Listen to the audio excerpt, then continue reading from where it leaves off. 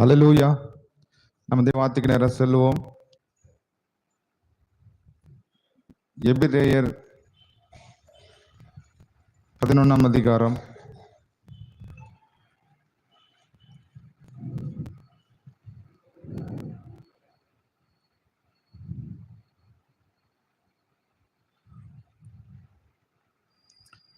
எபிரேயர் 11ஆம் அதிகாரம் 31வது வசனம். விசுவாசத்தினாலே ராகாப் என்னும் வேசி வேவுக்காரரை சமாதானத்தோடு ஏற்றுக்கொண்டு கீழ்ப்படியாதவர்களோடு கூட சேதமாகாது இருந்தாள்.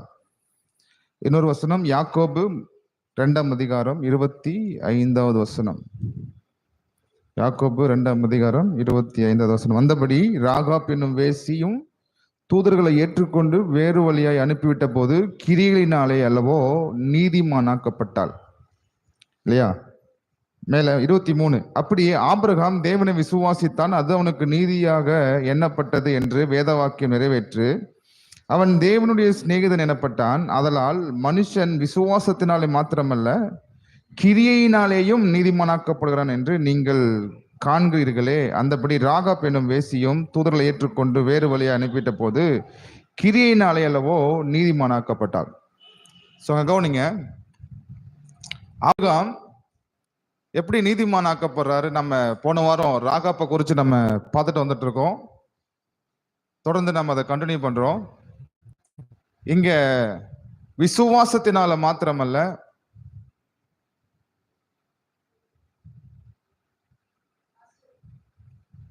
பிரதர் முன்னாடியே வைங்க பிரதர், ஏன் இது பண்றீங்க?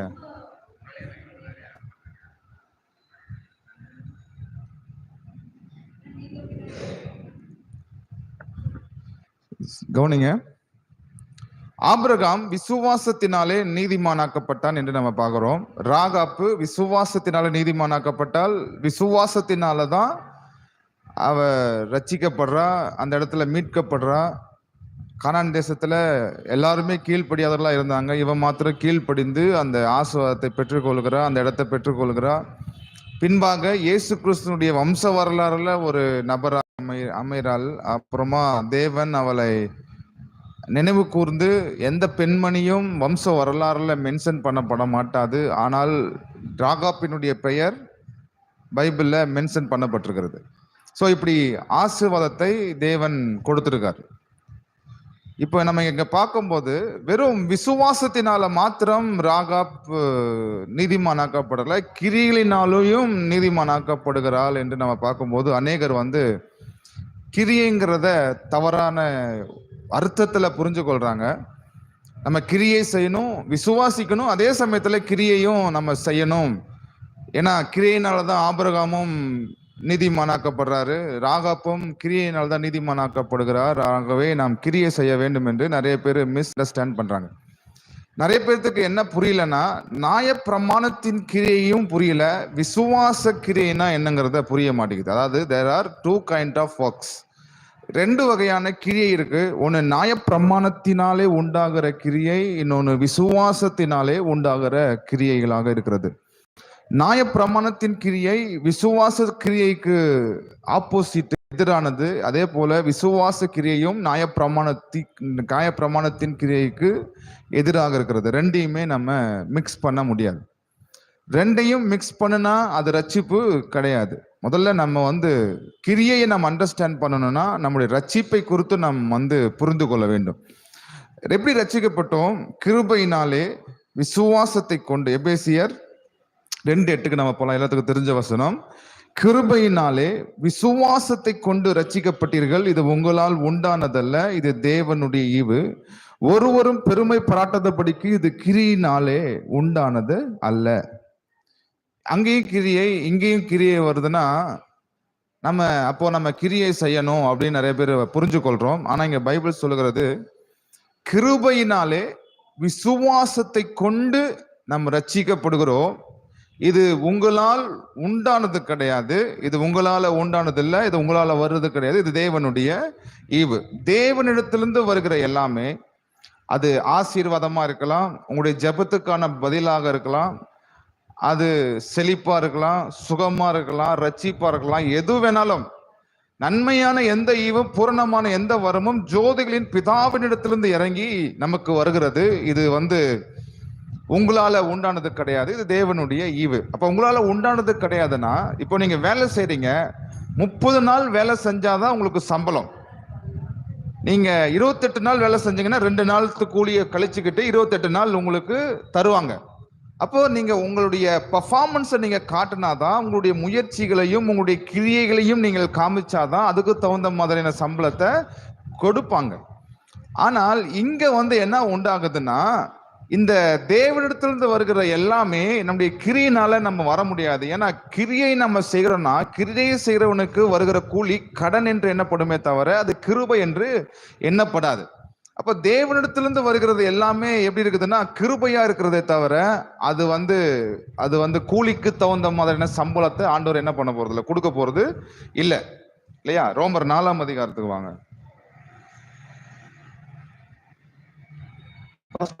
படிக்கலாம். அப்படியானால் நம்முடைய தகப்பனாகிய ஆபிரகாம் மாம்ச இனத்தை கண்டடைந்தான் என்று சொல்வோம். ஆபிரகாம் கிரியினாலே நீதியாக்கப்பட்டான் ஆகில் மேன்மை பாராட்டவனுக்கு ஏது உண்டு? ஆகிலும் தேவனுக்கு முன்பாக மேன்மை பாராட்ட எதுவும் இல்லை. வேத வாக்கியம் என்ன சொல்கிறது? ஆபிரகாம் தேவனை விசுவாசித்தான், அது அவனுக்கு நீதியாக எண்ணப்பட்டது என்று சொல்கிறது. கிரியை செய்கிறவனுக்கு வருகிற கூலி கிருபை என்று எண்ணப்படாமல் கடன் என்று எண்ணப்படும். ஒருவன் கிரியை செய்யாமல் பாவியை நீதிமானாக்கிறவரிடத்தில் விசுவாசம் வைக்கிறவனா இருந்தால் அவனுடைய விசுவாசமே அவனுக்கு நீதியாக எண்ணப்படும், இல்லையா? கவனிங்க, நிறைய பேர்த்துக்கு இங்க கிரியைன்னா ரெண்டையும் போட்டு மிக்ஸ் பண்ணி கொள்றாங்க. அதனால தயவு செஞ்ச சரியான விதத்துல நம்ம புரிஞ்சு கொள்ளணும். இங்க நீங்க கிரியை செய்றவளா இருந்தீங்கன்னா, நியாயப்பிரமாண கிரியைகளை நீங்க செய்கிறவளா இருந்தால் அது உங்களுக்கு கிருபை என்று எண்ணப்படாது, அது கடன் என்று எண்ணப்படும்.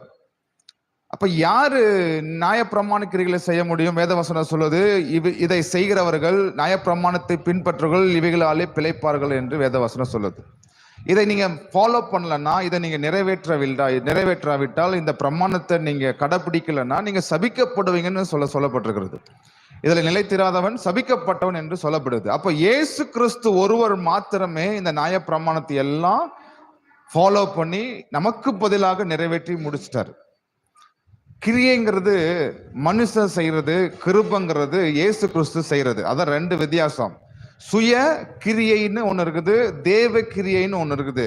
அப்போ நம்மளால செய்ய முடியாததுனாலதான், நாம பலவீனம் உள்ளவர்களா இருந்தபடினால், நாம பாவிகளா இருந்தபடினால் நம்மளால ஒன்னத்தையும் செய்ய முடியல. தேவனுக்கு முன்னாடி நீதிமான் ஆக முடியல, தேவனுக்கு முன்னாடி பரிசுத்தவானாக முடியல, தேவன் கொடுத்த பிரமாணத்தை நிறைவேற்ற முடியல. ஆகையினால் இயேசு கிறிஸ்து உங்களுக்கு பதிலாக, எனக்கு பதிலாக, நம்முடைய பிரதிநிதியாக நியாய பிரமாணத்தை எல்லாம் நமக்கு பதிலாக கடைபிடிச்சு முடிச்சிட்டாரு. இப்போ இயேசு கிறிஸ்துவின் மூலமா தான் நம்ம இதெல்லாம் நம்ம பெற்றுக்கொள்ள முடியும். ரட்சிப்பை இயேசு செஞ்ச கிரியையினால நம்ம அவரை நம்பும் போது, அவரை விசுவாசிக்கும் போது இந்த ரட்சிப்பை நாம பெற்றுக்கொள்வதா இருக்கிறோம். இந்த ரட்சிப்புங்கிறது பாருங்க, உங்களுடைய ஒர்க்கை நீங்க உங்களுடைய கிரியைகளையும் நீங்க சேர்த்தி எனக்கு ரட்சிப்பு வேணும்னு சொல்லி உங்களுடைய கிருபை கிரியைகளை மிக்ஸ் பண்ணீங்கன்னா நீங்க ரட்சிக்கப்பட முடியாது. எப்படி ரட்சிக்கப்பட்டீங்கன்னா, விசுவாசத்தினாலதான் நீங்க ரட்சிக்கப்பட்டீங்க. எந்த கிரியையுமே நீங்க செய்யல, நியாயப்பிரமாண கிரியைகளை நீங்க செய்யல. உபவாசம் இருந்தீங்களா, அல்லது ஓய்வு நாளை அனுசரிச்சீங்களா, நியாயப்பிரமாணத்தை கடைபிடிச்சீங்களா, பாவம் செய்யாம இருந்தீங்களா, விருத்த சேதனை பண்ணினீங்களா, என்ன கிரிகளை நீங்க நடப்பிச்சீங்க ரட்சிக்கப்படுகிறதுக்கு? நீங்க ஒரு கிரிகளையும் நடப்பிக்கல. கல்வாரி சிலுவையில இயேசு கிறிஸ்து உங்களுக்காகவும் எனக்காகவும் எல்லாவற்றையும் செய்து முடித்தாரு. என் பாவத்துக்காக மரிச்சாரு, என் பாவத்துக்காக ஆண்டவர் ரத்தத்தை சிந்தினார், நான் நீதிமானாகும்படி உயிர் தெழுந்தார் அப்படிங்கிறத நீங்கள் விசுவாசிச்சு இயேசு அவரை உயிரோடு கூட எழுப்பினார் அப்படின்னு சொல்லி நம்ம விசுவாசிக்கிறதுனால, நம்ம நாவினால அறிக்கை பண்ணுகிறதுனால நம்ம எல்லாருமே இன்னைக்கு ரட்சிக்கப்பட்டிருக்கிறோம். நம்ம ஒரு கிரியைகளும் செய்யவே வேண்டியதில்லை. அப்படி நீங்க கிரியை செய்து, நியாயப்பிரமாண கிரியைகளை செய்து நீங்கள் ரட்சிக்கப்படுவர்களா இருந்தால், அப்ப அந்த ரட்சிப்பு நிச்சயமா தேவனிடத்திலிருந்து வந்தது கிடையாது, அது தேவனுடையது கிடையாது, அது பூரணமான ரட்சிப்பு கிடையாது. நீங்கள் ரட்சிக்கப்படுறதுக்கு ஒன்னத்தையுமே செய்ய வேண்டிய அவசியம் இல்லை. ரட்சிக்கப்படுறதுக்கு என்ன பண்ணீங்க? ஒன்னையுமே நீங்க பண்ண வேண்டிய அவசியம் இல்லை. என்ன பண்ணணும்? இங்க என்ன கிறிஸ்துவ வாழ்க்கை என்ன முக்கியம்? விசுவாசம் ரொம்ப முக்கியம். விசுவாசம் ரொம்ப முக்கியம். விசுவாசம் இருந்துச்சுன்னா நிச்சயமா விசுவாச கிரியைகள் உங்களுடைய வாழ்க்கையில இருக்கும். இன்னைக்கு நம்ம அதை தான் பார்க்க போறோம். விசுவாச கிரியைகளை நம்ம எப்படி பண்ண வேண்டும், விசுவாச கிரியைகள்லாம் என்ன அப்படிங்கிறத நம்ம புரிந்து கொள்ள வேண்டும். எப்படி ரசிக்கப்பட்டோம்?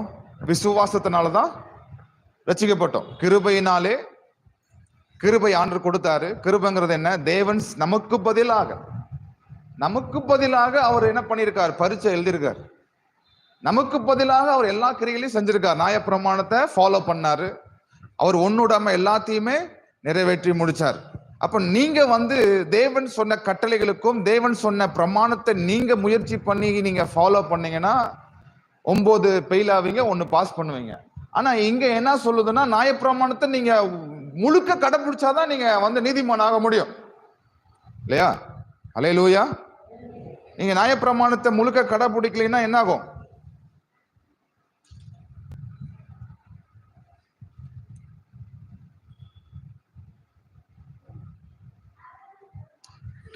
ரோமர் அதிகாரம் 13வது வசனத்தை படிக்கலாம். நியாயப்பிரமாணத்தை கேட்கிறவர்கள் தேவனுக்கு முன்பாக நீதிமானாக்கப்படுவர்கள் அல்ல, நியாயப்பிரமாணத்தின்படி செய்கிற நீதிமானாக்கப்படுவார்கள். இப்ப பாருங்க, யாரு நீதிமானாக்கப்படுறா?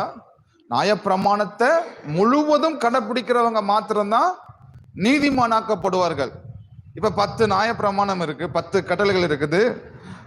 அதுல 9 நீங்க ஃபாலோ பண்ணிட்டு 1 நீங்க தவிர்த்து செய்ய முடியல அப்படின்னாலும் நீங்க அன்குவாலிஃபைட். நீங்க மறுபடியும் கடைபிடிக்க முடியாது, நீங்க ஒண்ணுமே பண்ண முடியாது. 1ல தவறுனாலும் நீங்கள் எல்லாத்தையுமே செஞ்சதுக்கு சமம் என்று நம்ம பாக்குறோம் இல்லையா?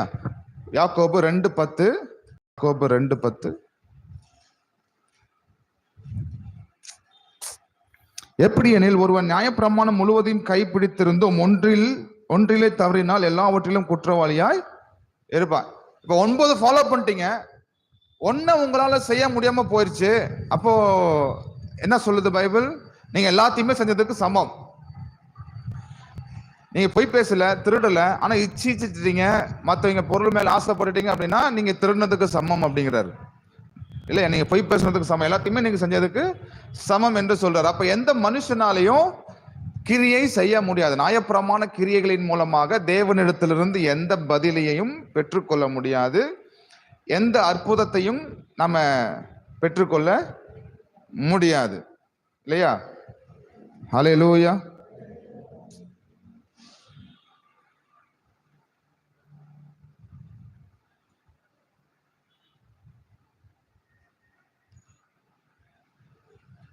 ரோமர் 3ஆம் அதிகாரம் 20வது வசனத்தை படிக்கலாம். ரோமர் 3:20.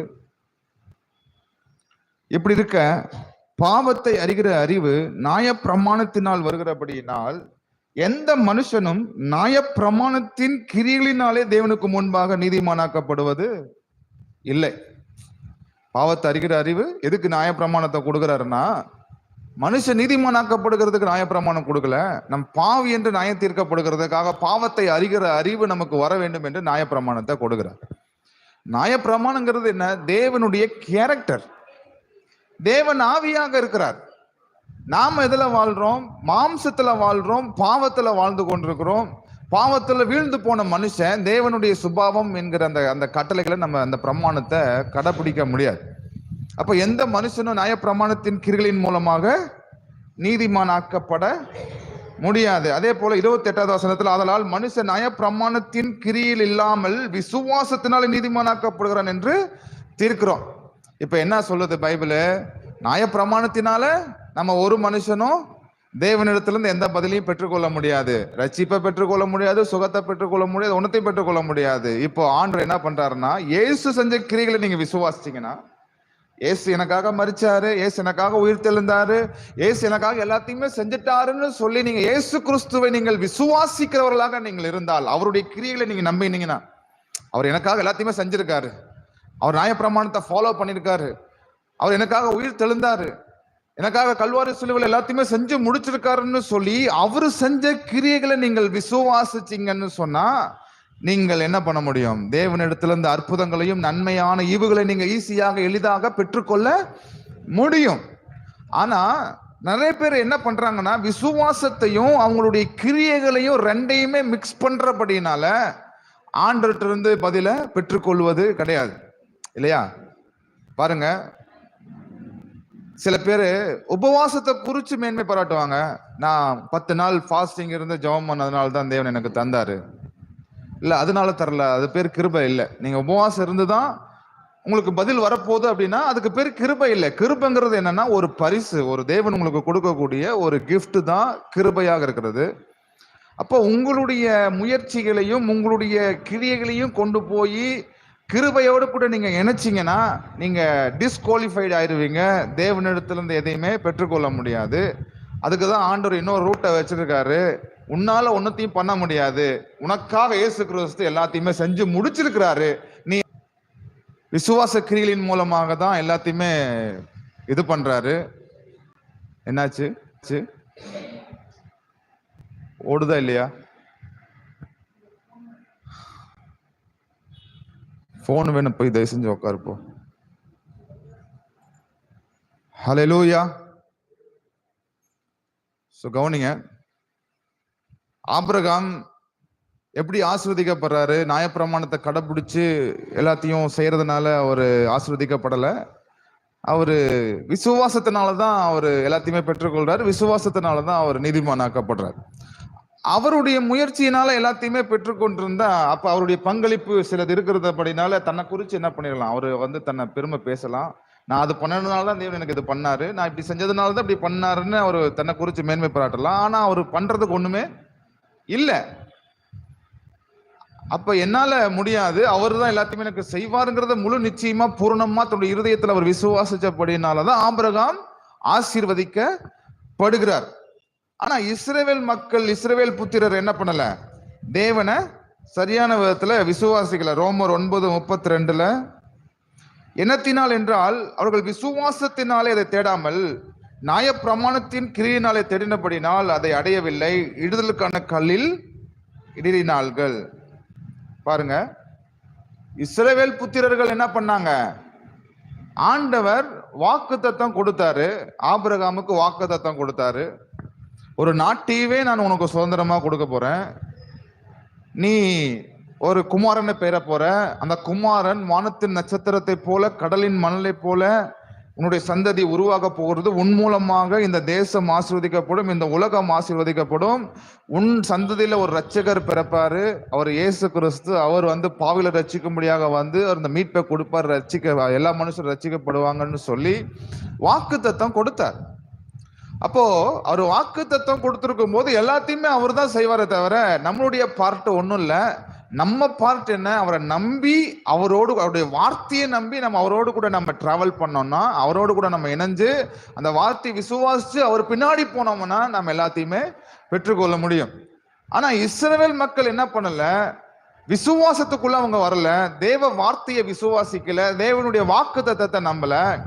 அவங்க என்ன பண்ண ஆரம்பிச்சாங்கன்னா நியாயப்பிரமாணத்தை தான் கடைபிடிச்சாங்க, ஓய்வு நாள் அனுசரிச்சாங்க. பாத்தீங்கன்னா சனிக்கிழமை பாருங்க, சாப்பிடாம நீ விழுந்து விழுந்து ஜெபம் பண்ணணும்னு சொல்லி சொன்னார் ஆண்டவர். அந்த சனிக்கிழமை முழுக்க அவங்க உட்காந்து ஜெபம் பண்ணாங்க, உபவாசம் இருந்தாங்க, ஏழைங்களுக்கு நன்மை செஞ்சாங்க. நியாயப்பிரமாணத்தை கடைப்பிடிக்கிறதெல்லாம் அவங்க பிஸியா இருந்தாங்களே தவிர, அதாவது எதுக்காக அதை கடைப்பிடிக்கிறாங்கன்னா தன்னை ஜஸ்டிஃபை பண்றதுக்காக. நாங்க ரொம்ப நல்லவங்களா இருக்கிறோம், எங்களால நீங்க சொல்றதெல்லாம் செய்ய முடியும் அப்படிங்கிறத தன்னை நிரூபிக்கிறதுக்கு தான் நாங்க யாரா இருக்கிறோம் அப்படிங்கிறத நிரூபிக்கிறதுக்கு தான் அவங்க முக்கியத்துவத்தை கொடுத்து அதை பின்பற்றி கொண்டிருந்தாங்களே தவிர, அவங்க தேவன் என்ன வார்த்தையை கொடுத்தாரு, அந்த வார்த்தை உண்மையா இருக்குது, சத்தியமா இருக்குதுன்னு அந்த வார்த்தையை விசுவாசிக்கிறதுக்கு அவங்க இருதயத்துல அவங்க இடமே கொடுக்கல. அவங்க விசுவாசிக்காததுனாலதான் 40 வருஷம் அவங்க என்ன செய்யறாங்க? வனாந்திரத்துல கிரியை நடப்பிச்சு அவங்க வாழ்ந்து கொண்டு இருந்தாங்க. விசுவாசிச்சிருந்தாங்கன்னா உடனே அவங்க ஒரே நாள்ல அவங்க கானான் தேசத்துக்குள்ள பிரவேசிச்சிருக்க முடியும். ஆனா அவங்க very much busy to follow all the rules and regulations. இதெல்லாம் நாங்க பின்பற்றினாதான், இதெல்லாம் முயற்சி பண்ணி நாங்க நிரூபிச்சதான் தேவனுடைய கானான் தேசத்துக்குள்ள எங்களால பிரவேசிக்க முடியும், அதுல போய் வாழ முடியும் என்று சொல்லி இவங்க நியாயப்பிரமாணத்தின் கிரிகளை ஃபாலோ பண்ணதுனாலதான் அவங்க எதை அடைய வேண்டும் என்று நியாயப்பிரமாண கிரிகளை செஞ்சாங்களோ அதை அடையாம போயிட்டாங்க. விசுவாசத்தின் மூலமாக தேடாம நியாயப்பிரமாணத்தின் கிரிகளின் மூலமாக அவங்க தேடினபடினால ஒன்னத்தையும் செய்ய முடியல. இன்னைக்கு அநேக விசுவாசிங்க எதுலதான் இருக்காங்கன்னா கிருபையில இல்ல, நியாயப்பிரமாண கிரியையில தான் அவங்க இருக்கிறாங்க. கிருபைக்கு பல அர்த்தம் இருக்கு. கிருபைன்னா ஒரு உபதேசம் அல்ல. கிருபைங்கிறது இயேசு கிறிஸ்து தான் கிருபை. நியாயப்பிரமாணம் மோசையின் மூலமாக கொடுக்கப்பட்டது. கிருபையும் சத்தியமும் இயேசுவின் மூலமாய் உண்டாயின. கிரேஸ்னா யாரு? Grace is equal to Jesus, Jesus is equal to grace. இது ஒரு உபதேசமா பாத்தீங்கன்னா உடனே கள்ள உபதேசம் அப்படின்வாங்க. ஏன் கள்ள உபதேசம்னா தன்னை பத்தி ஒன்னும் பெருமை பேசுறதுக்கு இங்க ஒண்ணுமே இல்லாதபடி கிருபைய நீங்க மறுதளிக்கிறீங்கன்னா இப்ப நீங்க யார மறுதளிக்கிறீங்க? இயேசுவ மறுதளிக்கிறீங்க. கிருபை இல்லாம ரட்சிப்பு கிடையாது, கிருபை இல்லாம பரலோகம் கிடையாது. இப்ப எப்படி நீங்க பரலோகம் போக போறீங்க? நீங்க பரிசுத்தமா வாழ்ந்து முடிச்ச பின்னாடி நீங்க பரலோகம் நான் வரப்போறோம் அப்படின்னா அப்ப பாத்தீங்கன்னா உங்களுக்கு முன்னாடி பரிசெய்ற சதுசெய்யரும் உங்களுக்கு முன்னாடி பரலோகத்துக்கு போகணும். ஆனா பரிசெய்ற சதுசெய்யும் பார்த்து சொல்றாரு, நீங்க என்ன பண்ண மாட்டீங்க, தேவனுடைய ராஜ்யத்துல பிரவேசிக்க மாட்டீங்க. ஆனால் உங்களுக்கு முன்பாக விபச்சாரக்காரர்களும் வேசிக்காரர்களும் பாவிகளும் முதல்ல என்ன பண்ணுவாங்க? பிரவேசிப்பாங்க. ஏன்னா அவன் தான் என்ன பண்றான்? இயேசு கிறிஸ்துவ விசுவாசிக்கிறான். அவன் தான் தேவனுடைய வார்த்தையை நம்புறான். அதனாலதான் அவன் அந்த தேவனுடைய ராஜ்யத்தை பெற்றுக்கொள்றான். பாத்தீங்கன்னா 30 வருஷமா வருவாங்க. ஆனா பரிசுத்த ஆவியானவரின் அபிஷேகத்தை பெற்றுக்கொள்ள மாட்டாங்க. நேத்து ஒரு விசுவாசி வந்திருப்பாரு. அவர் கொடிய பாவத்துல வந்திருப்பாரு. ட்ரிங்க்ஸ் அடிச்சிருப்பாரு, பீடி சிகரெட் எல்லாம் முடிச்சிருப்பாரு. அந்த 30 வருஷமா வந்துருக்கிற அம்மனி என்ன நினைப்பாங்க? நம்மளே பெற்றுக்கொள்ள முடியல, இருந்தாலும் தண்ணியேற்ற சுத்தி தான் இவனுக்கெல்லாம் ஆண்டு பரிசுத்தாவின் அபிஷேகத்தை கொடுப்பாரான்னு இவங்க பெருமையா நினைப்பாங்க. பாத்தீங்கன்னா அவங்களை வெக்கப்படுத்துறதுக்காக ஆண்டவர் என்ன பண்ணிடுவாருன்னா குடிகாரனுக்கு பரிசுத்தாவின் அபிஷேகத்தை கொடுப்பாரு. ஏன் கொடுத்தாரு? அப்ப ஆண்டவர் பாரபட்சம் பாக்குறாரா? இல்லையே. பாரபட்சம் பார்த்திருந்தா நீ கிரியினால வாப்பான்னு சொல்லி இருந்திருப்பாரு. அவர் பாரபட்சம் பார்க்காத அப்படினால பாவிகளும் சரி, பரிசுத்தவான்களும் சரி, நீதிமான்களும் சரி, எல்லாருமே தேவன் சமூகத்துக்கு ஈக்குவலா வர வேண்டும் என்று தேவனுடைய கிருபையை கொடுத்திருக்காரு. நீங்க தேவனுடைய கிருபையை விசுவாசிங்கன்னா நீங்களும் என்ன பண்ண முடியும்? தேவனிடத்திலிருந்து அற்புதங்களை பெற்றுக்கொள்ள முடியும். ஹல்லேலூயா. கலாத்தியர் 3ஆம் அதிகாரம் 2வது வசனம்.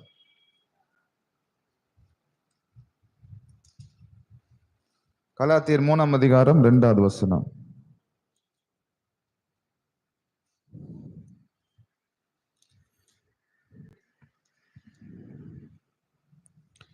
ஒன்றை மாத்திரம் உங்களிடத்தில் அறிய விரும்புகிறேன். நியாயப்பிரமாணத்தின் கிரியினாலேயோ விசுவாச கேள்வினாலேயோ எதனாலே ஆவியை பெற்றீர்கள்? பவுல் கேட்கிறார், பரிசுத்தாவின் அபிஷேகத்தை பெற்றீங்களே, உடன்படிக்கையை பெற்றீங்களே, எதனால பெற்றீங்க? உங்களுடைய கிரியினால பெற்றீங்களா அல்லது விசுவாசத்தினால பெற்றீங்களா? அதாவது விசுவாசம் எப்படி? சுவிசேஷத்தை கேள்விப்படுகிற போது நீங்கள் உங்களுக்கு என்ன பண்ணுறது? விசுவாசம் உண்டாகிறது. அப்போ நிறைய பேர் என்ன நினைக்கிறோம்? நம்ம பரிசுத்தமா இருந்தாதான் எனக்கு என்ன கிடைக்கும்? பரிசுத்தாவின் அபிஷேகத்தை கிடைக்கும். நான் பாவத்துல இருந்தா எனக்கு பரிசுத்தாவின் அபிஷேகத்தை கிடைக்காதுன்னு சொல்லி நீங்கள் பரிசுத்தமாய் வாழ ட்ரை பண்ணீங்கன்னா உங்களுக்கு பரிசுத்தாவின் அபிஷேகம் கிடைக்காது. உங்களுடைய பரிசுத்தத்தின் அடிப்படையில ஆண்டவர் என்ன பண்ண போறதில்ல? எதையுமே செய்ய போறதில்ல. உங்களுடைய குவாலிஃபிகேஷன் என்ன? இயேசு நம்மளோடு கூட இருக்கிறது தான் நம்முடைய குவாலிஃபிகேஷன். ஆமென். ஹல்லேலூயா. எதனால நீங்க தகுதி உள்ளவர்களாகிறீங்க? தகுதி இல்லாத எந்த மனுஷனையும் தகுதி ஆக்குகிறவர் தான் இயேசு. பாவியா இருந்தாலும் சரி, நீங்க ஒரு அக்கிரமும் பண்ணல, இல்ல ரைட் சைட்ல இருக்கக்கூடிய மனுஷன் எந்த அக்கிரமும் செய்யல, லெஃப்ட் சைட்ல இருக்கிறவன் எல்லா அக்கிரமும் செஞ்சிருக்கிறான். ஆனா எந்த அக்கிரமும் செய்யாதவன், எந்த பாவத்தையும் செய்யாதவன், தன்னுடைய சுய நீதியை மாத்திரம் தேவனிடத்துல காமிக்கிறவனாக இருக்கிறான். ஆனா இந்த பாவி என்ன பண்றான்? பாவியை நீதிமானாக்குகிறவன் மேல என்ன பண்றான்? விசுவாசத்தை வைக்கிறபடினால இந்த மனுஷன் தன்னை சுய நீதியின் மூலமாக தேவனை தேடுறவன் தேவனிடத்திலிருந்து எதையுமே பெற்றுக்கொள்ள முடியாது. அவர் 50 வருஷம் ஆனாலும் சரி, அவன் பரிசுத்தாவின் அபிஷேகத்தை பெற்றுக்கொள்ள முடியாது, எந்த நன்மையுமே பெற்றுக்கொள்ள முடியாது. ஆனால் நேத்து பயங்கரமான பாவத்துல இருக்கிறவன் இயேசுவை விசுவாசிக்கிறபடினால அவனை ஆண்டவர் பயன்படுத்த ஆரம்பிப்பார். அவனுக்கு அளவில்லாத பரிசுத்தாவின் அபிஷேகத்தை கொடுப்பாரு. அவனுக்கு கிருபையை கொடுத்து அவனை உயர்த்த ஆரம்பிப்பாரு. ஆமென். ஹல்லேலூயா. எதனால ஆவியை பெற முடியும்? விசுவாசத்தினால தான் பெற முடியும். அப்போ இன்னைக்கு நீங்க விசுவாசிச்சீங்கன்னா தேவனுடைய அற்புதங்களை காண்பீர்கள். ஏன் உங்களால பெற்றுக்கொள்ள முடியல? ஏன்னா விசுவாசத்தின் மூலமா தேடாம நியாயப்பிரமாணத்தின் கிரியைகளின் மூலமா தேடுகிறபடினால உங்களுக்கு என்ன பண்ண போறது இல்ல, கொடுக்க போறது. நீங்க எவ்வளோ ஃபாஸ்டிங் இருந்தாலும் சரி, எவ்வளோ உபவாசம் இருந்தாலும் சரி, ஊரா சுத்தினாலும் சரி, உங்களுக்கு வரப்போறது இல்லை. சரியா? நிறைய பேர் நம்ம நினைக்கிறோம் இந்த பாஸ்ட் ஜெபம் பண்றதுனால நமக்கு அற்புத அடையாளம் நடக்குதுன்னு நம்ம நினைக்கிறோம். ஆனா பாஸ்ட் ஜெபம் பண்றதுனால அற்புத அடையாளங்கள் நடக்கும். ஆனா நம்ம விசுவாசம் தான் என்னாகும், நடக்கும். கலாத்தியர் 3:5 அன்றியும் உங்களுக்கு ஆவியை அளித்து உங்களுக்குள்ளே அற்புதங்களை நடப்பிக்கிறவர் அதை நியாயப்பிரமாணத்தின் கிரியினாலேயோ விசுவாச கேள்வினாலேயோ எதினாலே செய்கிறார்.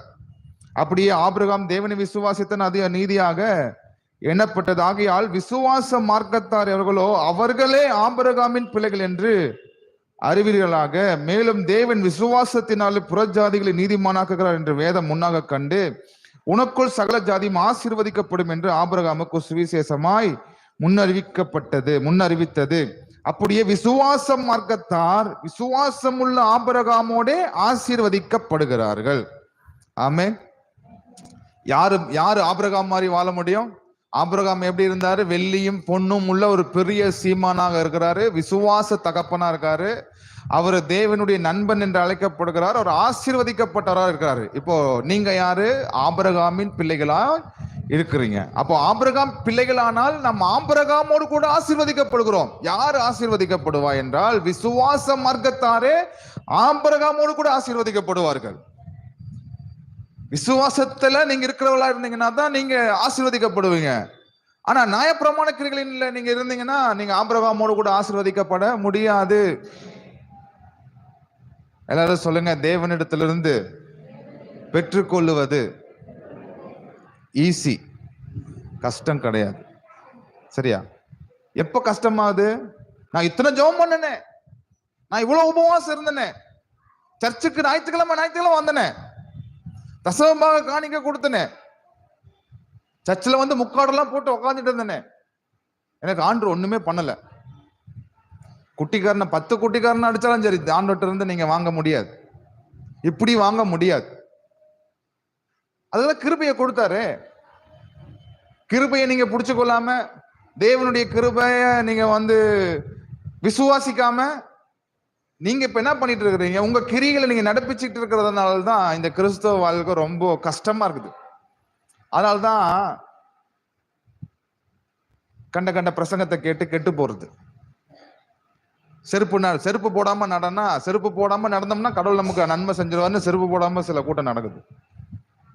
ஐயப்ப மாலைக்கு சில பேர் செருப்பு போடாம நடந்து போறான்னா இவன் இங்கிருந்து இங்க போறான், அது என்னது வேளாங்கண்ணிக்கு போறான்.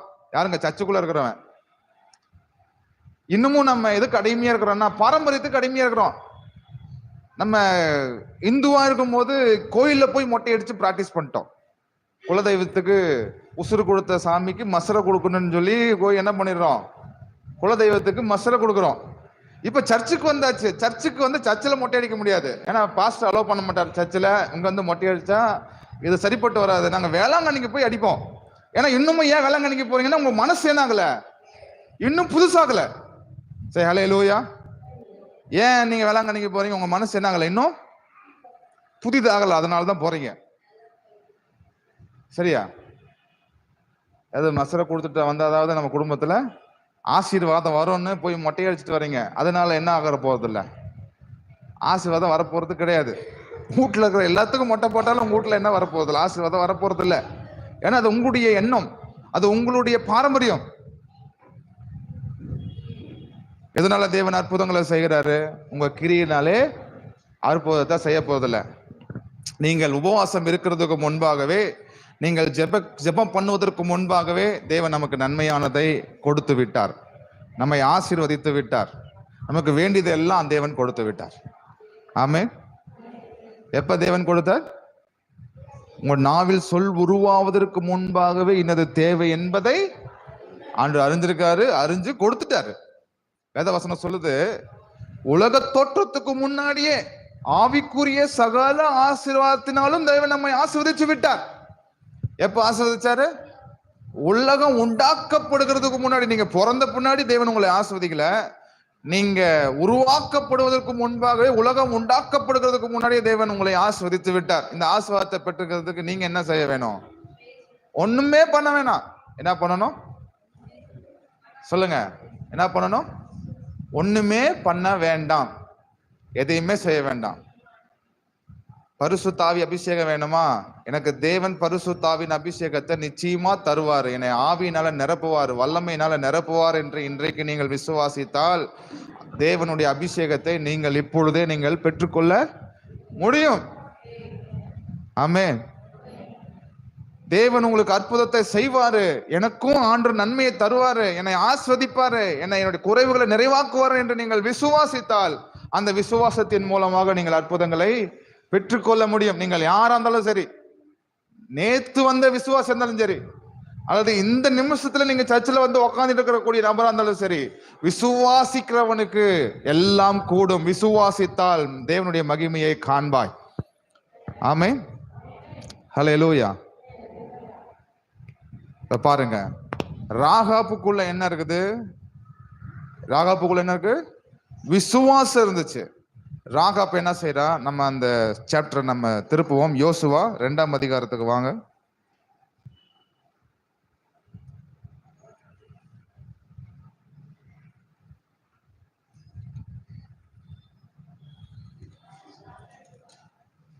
யோசுவா 2ஆம் அதிகாரம்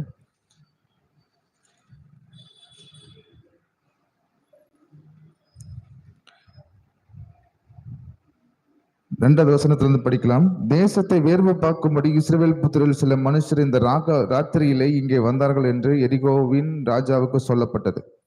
அப்பொழுது எரிகோவின் ராஜா ராகாப்பண்டைக்கு ஆள் அனுப்பி, உன்னிடத்தில் வந்து உன் வீட்டுக்குள் பிரவேசித்த மனுஷரை வெளியே கொண்டு வா, அவர்கள் தேசத்தை எல்லாம் வேவு பார்க்கும்படி வந்தார்கள் என்று சொன்னான். அந்த ஸ்திரீ அவ்விரண்டு மனுஷரையும் கொண்டு போய் அவர்களை ஒழித்து வைத்து, மெய்தான் என்னிடத்தில் மனுஷர் வந்தார்கள், ஆனாலும் அவர்கள் என்னெடுத்தாரோ என்று தெரியாது. இங்க என்ன செய்யறா? பொய் சொல்றா. பொய் சொல்றது பாவமா இல்லையா? பாவம். ஆனா ராகாப் பொய் தான் சொன்னா, ஆனா நீதிமான் ஆயிட்டா. ஏன்னா அவ என்ன செய்யறானா, அவளுக்குள்ள விசுவாசம் இருக்குது. விசுவாசம் இருந்தபடினால என்னென்ன செய்யறா? அவங்கள கூட்டிட்டு போய் ஒளிச்சு வைக்கிறா. இப்போ ராகாப் என்ன பண்ணல? ராகாப் நியாயப்பிரமாண கிரியைகளை என்ன செய்யறா? விசுவாசிச்சபடினால விசுவாச கிரியைகளை செய்ய ஆரம்பிக்கிறா. இப்ப உங்களுக்குள்ள விசுவாசம் இருந்தால் உங்களுக்குள்ள என்ன இருக்கும்? விசுவாசம் இருந்தால் விசுவாச கிரியைகள் உங்களுக்குள்ள இருக்கும். சரியா? ஆமே. இப்ப வந்து யாக்கோபுக்கு வாங்க. யாக்கோபு 2ஆம் அதிகாரம். யாக்கோபு 2ஆம் அதிகாரம்.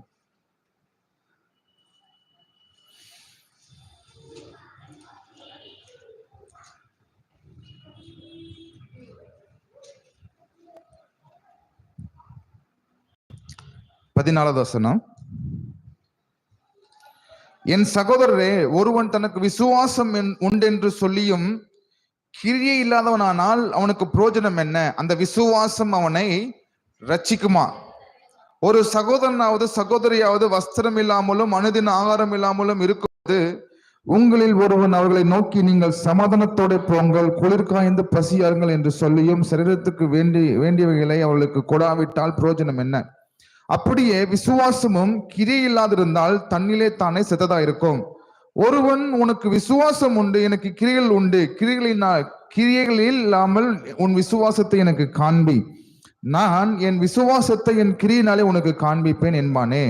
தேவன் ஒருவர் உண்டென்று விசுவாசிக்கிறாய், அப்படி செய்கிறது நல்லதுதான். விசுவாசம் விசுவாசிச்சு நடுங்குகின்றன. வீணான மனுஷனே, கிரியில் இல்லாத விசுவாசம் செத்தது என்று நீ அறிய வேண்டுமோ? இப்ப கவனிங்க, விசுவாசம் இருக்கு, எல்லாத்துக்கும் விசுவாசம் இருக்குது. ஆனா விசுவாச கிரியை இல்லைன்னா உங்களுக்கு விசுவாசம் இருக்குதுனால ஒரு பிரயோஜனமும், கிரியை இல்லாத விசுவாசம் செத்தது. வெறும் விசுவாசத்தை வச்சுக்கிட்டு உங்களுக்கு ஒரு பிரயோஜனமும் கிடையாது. ஹல்லேலூயா. நான் தேவனை விசுவாசிக்கிறேன், சரிதான். இயேசு மரிச்சாரு, இயேசு உயிர்த்தெழுந்தாருங்கிறத நீங்க விசுவாசிக்கிறீங்க, சரிதான். அவர் எனக்கு நன்மை செய்வாரு, எனக்கு எல்லாத்தையுமே செய்வாருன்னு இருக்கிறீங்க, நம்புறீங்க.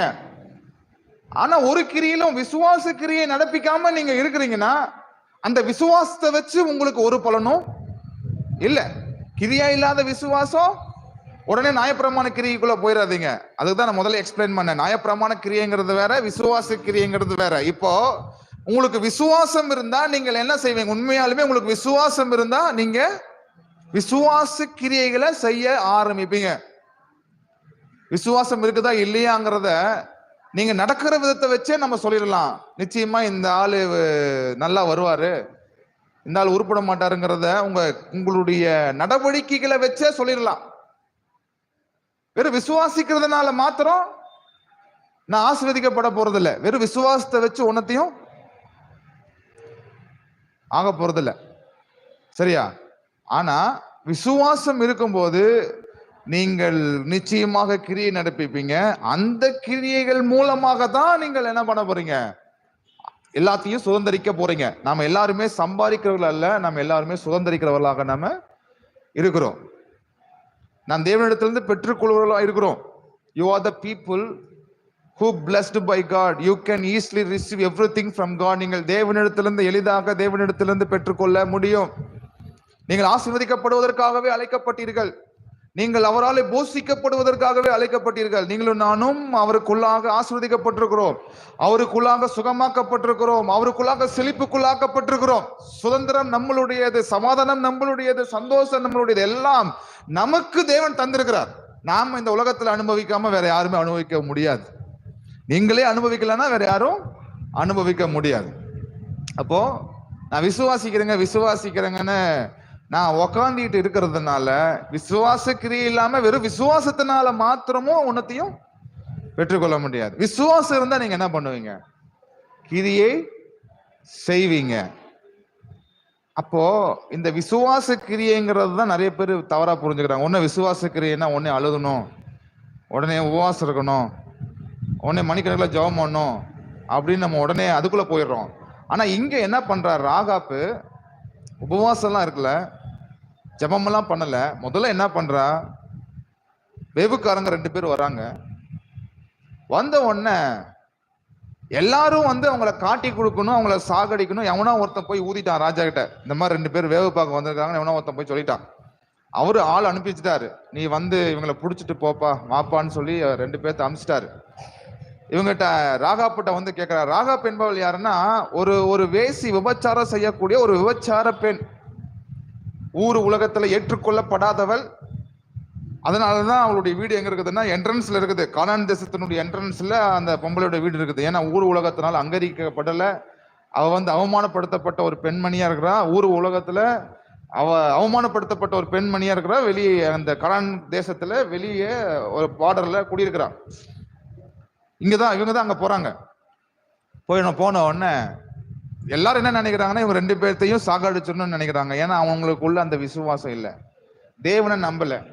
நம்மளாலையும் ஜெயிக்க முடியும், நம்மளால எல்லாத்தையும் செய்ய முடியும்னு தன்னுடைய மூளை சொல்றதை அவங்க எல்லாருமே கேட்கறாங்க. ஆனா இந்த பெண்மணி விசுவாசிச்சுட்டா, தேவனை விசுவாசிச்சுட்டா. வானத்திலயும் சரி பூமியிலையும் சரி உமக்கு ஒப்பன தேவன் யாருமே இல்ல அப்படிங்கிறத விசுவாசிச்சுட்டா, அறிக்கையும் செஞ்சுட்டான். இவங்க இஸ்ரவேல் மக்கள் பாருங்க, கானான்ல இருந்து வந்தவங்க விசுவாசிக்க முடியல.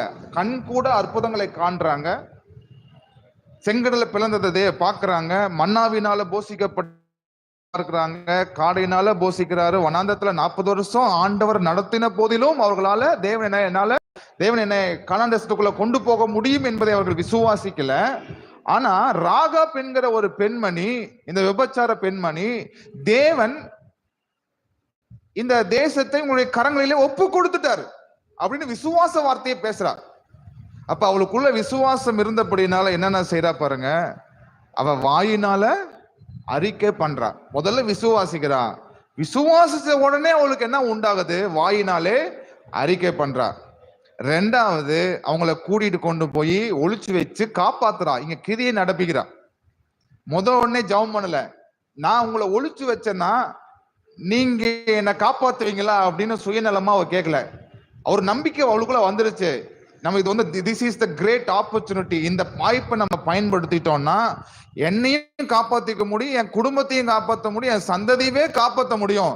ஆகையினால இது ஒரு கிரேட் ஆப்பர்ச்சுனிட்டி. நம்ம இவங்களை விட்டுடக்கூடாது, கூட்டிட்டு போய் இவங்களை ஒழிச்சு வச்சு காப்பாற்றணும் அப்படிங்கிற அந்த நம்பிக்கையில அவ என்ன செய்யறா, நம்ம காப்பாற்றப்படுவோம், என் சந்ததி காப்பாற்றப்படும், என் தகப்பன் காப்பாற்றப்படுவார், நானும் காப்பாற்றப்படுவேன், எனக்கு வீடு கிடைக்கும் அப்படிங்கிற விசுவாசத்தை அவள் உடையவளா இருந்தபடினால் தேவன் சர்வ வல்லமையுள்ள தேவனா இருக்கிறார். இந்த தேசத்தை அவர் இந்த இஸ்ரவேல் மக்கள் கையில ஒப்பு கொடுக்க போறாரு. ஆகவே இவங்களுக்கு நம்ம ஏதாவது நம்ம செஞ்சோம்னா நம்மளும் ஆசீர்வதிக்கப்பட முடியும் என்று அவர் விசுவாசித்தபடினால் கேட்கல. முதல் கேட்கல, எனக்கு நான் உங்களை காப்பாத்துறேன், என்னை வந்து விடுதலை செய்வீங்களா, என்னை காப்பாத்துவீங்களான்னு சொல்லி அவிசுவாசமா கேட்கல. நிச்சயமா ஆண்டு என்ன பண்ணுவாரு, காப்பாத்துவார்னு விசுவாசிச்சு அவங்களை கூட்டிட்டு போய் ஒழிச்சு வைக்கிறார். முதன்னே ப்ரேயர் பண்ணல. நாம என்ன நினைப்போம், எடுத்தோடனே ப்ரேயர் தான் பண்ணுவோம். ப்ரேயர் பண்ணிட்டு விட்டுடுவோம், அவ்வளவுதான். ப்ரேயர் பண்ணிட்டோம்னா எல்லாமே நடந்துடும் சொல்லிட்டு ப்ரேயர் பண்றோம், அதனாலதான் ஒன்றும் நடக்க மாட்டேங்குது. ஆனா இவன் என்ன பண்றா, கிரியை நடப்பிக்கிறா. அப்புறம் வாயினால அறிக்கை பண்றா, தேவன் இந்த தேசத்தை உங்க கரங்களிலே ஒப்பு கொடுத்துட்டாரு, வானத்திலும் சரி பூமியிலும் சரி உமக்கு ஒப்பன தேவன் யாருமே இல்லை.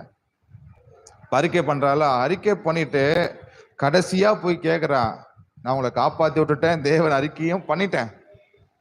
கேட்கிறா, இப்போ நீங்க வந்து வரும்போது, நீங்க இந்த தேசத்தை கைப்பற்ற வரும்போது உங்களுடைய கண்கள் எனக்கு தயவு கிடைக்கட்டும். என்னை காப்பாத்துவீங்களான்னு கேட்கல, என்ன நீங்க காப்பாத்தி, நான் உங்களை காப்பாத்தி இருக்கிறேன், அதனால என்ன நீங்க என்ன பண்ணணும், காப்பாத்தணும், உங்களுடைய கண்கள் எனக்கு தயவு கிடைக்க வேண்டும் அப்படின்னு அந்த ராகாப் வந்து சொன்ன உடனே அவங்க என்ன கட்டுறாங்க, சிகப்பு கயிறை ஜன்னல் வழியா கட்டுறாங்க. சிகப்பு கயிறு எதை குறிக்கிறதுனா இயேசுவின் ரத்தத்தை குறிக்கிறது. அப்ப இவ என்ன பண்ணிட்டா, ரட்சிக்கப்பட்டுட்டான். ரட்சிக்கப்பட்டபடினால ரட்சிப்பு எப்படி உண்டாகுது, ரோமர் 10ஆம் அதிகாரம் 9-10 படிக்கலாம். ரோமர் 10ஆம் அதிகாரம் 9-10. என்னவென்றால், கர்த்தராகிய இயேசுவை நீ உன் வாயினாலே அறிக்கையிட்டு தேவன் அவரை மரித்தோரிலிருந்து எழுப்பினார் என்று உன் இருதயத்திலே விசுவாசித்தால் ரட்சிக்கப்படுவாய். நீதி உண்டாக இருதயத்தில் விசுவாசிக்கப்படும், ரட்சிப்பு உண்டாக வாயினாலே அறிக்கை பண்ணப்படும். ராகாப் ரட்சிக்கப்பட்டபடியினால், கவனிங்க, ராகாப் ரட்சிக்கப்பட்டபடியினால் அவ வாழ்க்கை எப்படி மாறுது, அவ திரும்ப விபச்சாரம் செஞ்சாலா, இல்ல செய்யல. தன்னை மாத்தணும்னு ட்ரை பண்ணல. கவனிங்க, பரிசுத்தமா வாழ்றதுக்கான வழியை சொல்றேன். நீங்க நீதிமானாக்கப்பட்டாதான் நீங்க நீதியா வாழ முடியும். வியாதி உள்ள மனுஷனை சுகமாக்கினாதான், கவனிங்க, சக்கரை வியாதி உள்ளவன் இனிப்பு சாப்பிடுவானா, சாப்பிட மாட்டான். எப்ப இனிப்பு சாப்பிடுவானா, சக்கரை வியாதி எப்ப சுகமாகுதோ அப்பதான் இனிப்பு சாப்பிட முடியும், இல்லையா? ஏன்னா அவன் வியாதியில இருக்கான். இப்ப காய்ச்சல்காரன் வந்து இட்லி சாப்பிட்டா வாந்தி வந்துடும், சாப்பாடு சாப்பிட்டா சாப்பிட முடியாது. அப்ப அந்த தலைவலி காய்ச்சல் எப்ப சுகமாகுதோ அப்ப வந்து திடமான ஆகாரத்தை சாப்பிட முடியும். அப்போ ஒரு பாவி எப்பொழுது திருந்துவார்னா, எப்பொழுது பரிசுத்தமா வாழுவார்னா, அந்த பாவ சுபாவம் அவருக்குள்ள இருக்கிற வரைக்கும் அவர் பாவத்துலதான் வாழுவார். ஆனா எப்போ தேவ சுபாவம் அவனுக்குள்ள வருதோ அப்போ அவர் என்ன பண்ணுவார், நீதியான வாழ்க்கைய வாழ்வார். இப்ப விசுவாசத்தை நம்ம பேசுறபடினால நம்ம பாவம் செய்யறோம் ஆரம்பிச்சிருவோமோ, நம்ம வந்து கிரியை நடப்பிக்காம போயிருவோமா பாத்தீங்கன்னா இல்ல. விசுவாசம் நியாயப்பிரமாணத்தின் நிறைவேறுதலாக இருக்கிறது. இப்ப நீங்க விசுவாசிக்கும் போது என்ன உண்டாது, தேவன் தான் வல்லவர் நல்லவர்ங்கிறத அவரை நீங்க விசுவாசிக்கும் போது உங்களுக்குள்ள ரட்சிப்பு வந்துருது. வந்தபடினால உங்க எண்ணமே மாறுது. உங்களுடைய எண்ணம் புதிதாக்கப்படுறதுனாலே, உங்களுடைய மன புதிதாக்கப்படுகிறதுனாலே மறுரூபம் ஆகுங்கள். இப்ப என்ன ஆயிரும், நிறைவானது உங்களுக்குள்ள வரும்போது குறைவானது உங்களை விட்டு ஓடி போயிடும். இப்ப விசுவாசம் வரும் பொழுது உங்களுக்கு என்னதான் தெரியும், எது ரியாலிட்டியோ எது வந்து ரியலோ அதுதான் உங்க கண்ணுக்கு தெரியும். அப்ப நீங்க என்ன பண்ணிடுவீங்க, குடிப்பழக்கத்துல இருக்கிற நீங்க ஆட்டோமேட்டிக்காவே இந்த சனிய வேற அப்படின்ட்டு விட்டுட்டு நீங்க பாட்டுக்கு என்ன பண்ணிடலாம், ஈஸியா வந்துடலாம். ஆனா அதை விட்டுட்டு நீங்க தேவனை விசுவாசிக்காம ஆண்டைய குடிப்பழக்கத்துல இருந்து விடுதலை ஆக்கும் ஆண்டவர் அப்படி நீங்க ஜெபம் பண்றதுனால குடிப்பழக்கத்துல இருந்து நீங்க விடுதலை ஆக முடியாது, பாவத்துல இருந்து நீங்க விடுதலை ஆக முடியாது. ராகாப் என்ன செஞ்சா, தேவனை விசுவாசிக்கிறார், ரட்சிக்கப்படுறான், ரியல் ரட்சிப்புக்குள்ள வரா. இப்ப நிறைய பேர் நினைக்கிறோம் சர்ச்சுக்கு வந்துட்டோம் நம்ம ரட்சிக்கப்பட்டிருக்கிறோம். இன்னைக்கு போய் பாருங்க, காலையில ஆர்சி சர்ச்சில் எவ்வளவு கூட்டம் இருக்குதுன்னு பாருங்க. அப்ப அவங்க எல்லாமே ரட்சிக்கப்பட்டு தான் சர்ச்சுக்கு போனாங்களா? இல்ல, அவங்க பாரம்பரியத்தை பின்பற்றுவதற்காக சர்ச்சுக்கு போனாங்க. நான் கேக்குறேன், மதம் மாறிட்டீங்களா? இப்ப மதம் மாறினீங்களா, மனசு மாறினீங்களா? எத்தனை பேர் மதம் மாறி இருக்கிறீங்க? மதம்லாம் ஒண்ணும் மாறல. மதம் மாறினா மிருக குணம் தான் வரும். மதம் அநேக மனுஷனை மிருகமாக மாற்றும் இல்லையா? இயேசு ஒருவர் மாத்திரமே நம்மளை மனுஷனாய் மாற்ற முடியும். அப்போ நம்ம எல்லாருமே மனது மாறி இருக்கிறோம் இல்லையா? நம்ம ரட்சிக்கப்பட்டிருக்கிறோம், ரியல் சால்வேஷனுக்குள்ள வந்திருக்கிறோம். அப்ப ரட்சிப்புக்குள்ள வந்தா ராகாப் எப்படி ஆஸ்வதமா வாழ்ந்தாலோ, ஆபிரகாம் எப்படி ஆஸ்வதமாக வாழ்ந்தாரோ, அது போல நாமளும் ரட்சிப்புக்குள்ள இருக்கக்கூடிய நாம தான் ஆசீர்வாதத்துக்குள்ளாக வாழ முடியும். ராகாப் எங்க போய் கல்யாணம் பண்றா? அவ வாழ்க்கை டோட்டலா மாறுது பாருங்க. எவன் விபச்சார பொம்பளைய கல்யாணம் பண்ணுவான்? இந்த உலகத்துல அது நடக்குமா? நடக்காது. ஆனால் தேவன் எவருடைய பாவம் மன்னிக்கப்பட்டதோ, எவர்களுடைய மீறல் மன்னிக்கப்பட்டதோ அவர்கள் பாக்கியவான்கள் என்று சொல்லப்படுகிறது. அப்ப நீங்களும் நானும் கிருபைக்கு இயேசு கிறிஸ்துவுக்குள்ளாக பாக்கியவான்களா இருக்கிறோம். ராகாப் என்கிற பெண்மணி ஒரு பாக்கியவதியாக்கப்பட்டாள். ஏனால் தேவனை அவள் விசுவாசித்தாள். அவள் சுபாவம் மாறிச்சு. அவள் சுபாவம் மட்டும் மாறல, அவருடைய வாழ்க்கையவே தேவன் என்ன பண்ணாரு? மாத்தினார். ஒரு ராஜா வீட்டு வம்ச வரலாறுல போய், ஒரு யூத கோத்திரத்துல போய் ஒரு கானான் பெண்ணு யூத போய் கல்யாணம் பண்ண முடியாது. ஆனால் தேவனோ அவளுக்கு கிருபையை கொடுத்தபடினால, மனுஷனுடைய கண்கள தயவு உண்டு பண்ணபடினால அவ எங்க என்ன பண்றான்? யூத மனுஷனை போய் கல்யாணம் பண்றான். போவாச பெத்து எடுக்கிறான் இல்லையா? அவளுக்கு பாருங்க, கிறிஸ்துவினுடைய வம்ச வரலாறுல முக்கியத்துவத்தை கொடுத்து வச்சிருக்காரு. எந்த பொம்பளை பேரும் மென்ஷன் பண்ண முடியல. ஆனா ராகாப்பினுடைய பேர் அந்த இடத்துல மென்ஷன் பண்ணப்படுதுன்னா, அப்போ அவளை ஆண்டவர் வெக்கப்படுத்தல, தேவன் அவளை மகிமைப்படுத்தினார். ஆமென், ஹல்லேலூயா. பரிசேயர் சதுசேயருடைய பேரெல்லாம் மென்ஷன் பண்ணப்படல. ஆனா மகதலேனே மரியாளுடைய பேரு மென்ஷன் பண்ணியிருக்காரு. அவ யாரு? ஒரு விபச்சார பொம்பளை, கையும் மெய்யுமாக பிடிக்கப்பட்ட ஒரு பொம்பளை. ஆனா இயேசு வண்டியில வரா. அவ செஞ்ச பெரிய காரியம், பெரிய புண்ணியம் என்ன தெரியுமா? அவ செஞ்சது புண்ணியம் இல்ல, இயேசு கிட்ட வந்ததுதான் பெரிய புண்ணியம். இயேசு தேடுறா, ஆண்டவரே என்னை கல்லெறிஞ்சு கொல்றாங்க, என்னை காப்பாத்துங்க. அப்ப இயேசு சாமி என்ன பண்றாரு? உங்களில் பாவம் இல்லாதவன் முதல்ல கல்லெறிந்து எறிய கடவன் அப்படின்னு சொல்றாரு. அவர் கீழே குமிஞ்சு எழுதினாராம். என்ன எழுதினாராம் தெரியுமா? அவனுங்க செஞ்ச பாவத்தெல்லாம் பேரு போட்டு பாவத்துல எழுதினாராம். 2-3 பேர் எழுதும் போதே எல்லாரும் கழட்டுட்டானுங்க. எல்லாம் துண்டை காணா, துணியை காணா, எல்லாம் கிளம்பிட்டாங்க. அப்ப அந்த விபச்சார பொம்பளை சொல்றாரு, இனி நீ பாவம் செய்யாத போ அப்படின்னு சொல்லி ஆண்டு அனுப்பிச்சிட்டாரு. என்னைக்கு அவ இயேசு கிறிஸ்துவ சந்திச்சாலோ அது முதல் கொண்டு அவ பாவத்துல உழுகவே இல்லை. இயேசுவுக்காக அவர் வாழ ஆரம்பிச்சான். ஆமென். என்னைக்கு சகேயுக்குள்ள இருந்துச்சோ அப்ப இருந்து அவன் டாக்ஸ் கலெக்ட் பண்றத விட்டுட்டான். அவன் நல்ல மனுஷனா மாறிட்டான். அவனே அறிக்கை பண்றான், ஆண்டவரே நான் உரத்தனியா வாங்கியிருந்தா நலத்தனியா திருப்பி கொடுத்துறேன், ஆஸ்தியில பாதி வித்து நான் ஏழைக்கு கொடுத்துறேன் அப்படின்னு சொல்லி சொல்றாரு. கவனிங்க, இன்னைக்கு நீங்க ரட்சிக்கப்பட்டிருந்தீங்கன்னா உங்க சுபாவம் மாத்திரம் அல்ல, உங்க ஸ்டேட்டஸே மாற ஆரம்பிக்கும். ஆமென், ஹல்லேலூயா. என்ன மாறும்? உங்க வாழ்க்கை மாத்திரம் மாறுவதில்லை, உங்க ஸ்டேட்டஸே மாறுது. ரட்சிப்புக்கு அவ்வளவு வல்லமை உண்டு. ரட்சிப்புங்கிறது என்ன? இயேசு கிறிஸ்துவை ஏற்றுக்கிட்டு அலேலியா போறதுக்கு வரல. நாம அவருடைய ஆசீர்வாதத்தை ருசி பார்க்க முடியாத இந்த இடத்துல வந்திருக்கிறோம். கர்த்தர் நல்லவர் என்பதை ருசித்து பாருங்க. அவரை ருசிச்சு பார்க்கறதுக்காக வந்திருக்கிறோம். யாரு நல்லவர்னு சொல்ல முடியும்? யார் ருசிச்சு பார்த்தாங்களோ அவங்க தான் நல்லவர்னு சொல்ல முடியும். ருசிச்சு பார்க்காதவனும் கர்த்தர் நல்லவருங்கிறத சொல்ல முடியாது. ஏதோ ஒரு வார்த்தைக்கு அவர் நல்லவருங்க, அவர் வல்லவருங்க அப்படின்னு சொல்லல. என்னுடைய அனுபவத்துல நான் அவரை அனுபவிச்சு எக்ஸ்பீரியன்ஸ் பண்ணி நான் சொல்றேன், கர்த்தர் நல்லவர் என்பதை ருசிச்சு பாருங்கிறத நான் எக்ஸ்பீரியன்ஸ் பண்ணிருக்கேன் என்னுடைய பர்சனல் லைஃப்ல. அவர் எல்லா விதத்திலும் என்ன பண்றாரு? அவர் நல்லவரா இருக்கிறார். நான் தவறு செய்யும் போதும் அவர் நல்லவரா இருந்திருக்காரு. நான் தவறு செய்யாத போதும் அவர் நல்லவரா இருக்காரு. நான் நிறைவா இருக்கும் போதும் அவர் நல்லவரா இருக்காரு. நான் குறைவா இருந்தாலும் அவர் நல்லவரா இருக்காரு. ஆமென், ஹல்லேலூயா. இப்ப கவனிங்க, ராகாப்பு ஒரு விசுவாசத்தை மாத்திரம் வைத்து அவள் இப்படிப்பட்ட ஆசீர்வாதத்துக்குள்ள வரல. அந்த ஆசீர்வாதத்தை பெற்றுக்கொள்ளுகிறதுக்கு முன்னாடி அவளுக்குள்ள என்ன இருந்துச்சுன்னா விசுவாச கிரியைகள் இருந்துச்சு. என்ன இருந்துச்சு? விசுவாச கிரியைகள் இருந்துச்சு. இப்போ என்ன முக்கியம்னா விசுவாசம் ரொம்ப முக்கியம். அதே போல விசுவாசம் எவ்வளவு முக்கியமா இருக்கிறதோ அது போல விசுவாச கிரியைகளும் ரொம்ப முக்கியமா இருக்கிறது. ஆமென். ஹல்லேலூயா.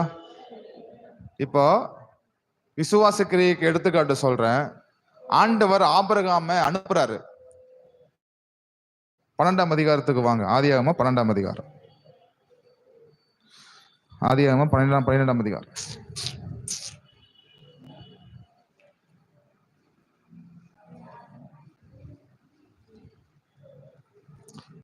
1வது வசனத்திலிருந்து படிக்கலாம்.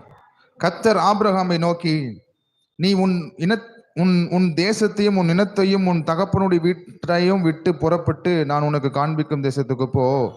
நான் உன்னை பெரிய ஜாதியாக்கி உன்னை ஆசீர்வதித்து உன் பேரை பெருமைப்படுத்துவேன். நீ ஆசீர்வாதமாய் இருப்பாய். உன்னை ஆசீர்வதிக்கிறவனை ஆசீர்வதிப்பேன், உன்னை சபிக்கிறவனை சபிப்பேன். பூமியில் உள்ள வம்சங்கள் எல்லாம் உனக்குள் ஆசீர்வதிக்கப்படும் என்றார். கர்த்தர் ஆபிரகாமுக்கு சொன்னபடியே அவன் புறப்பட்டு போனான். லோத்தும் அவனோடு கூட போனான். ஆபிராம் ஆரானை விட்டு புறப்படும் போது 75 வயதுள்ளவனா இருந்தான்.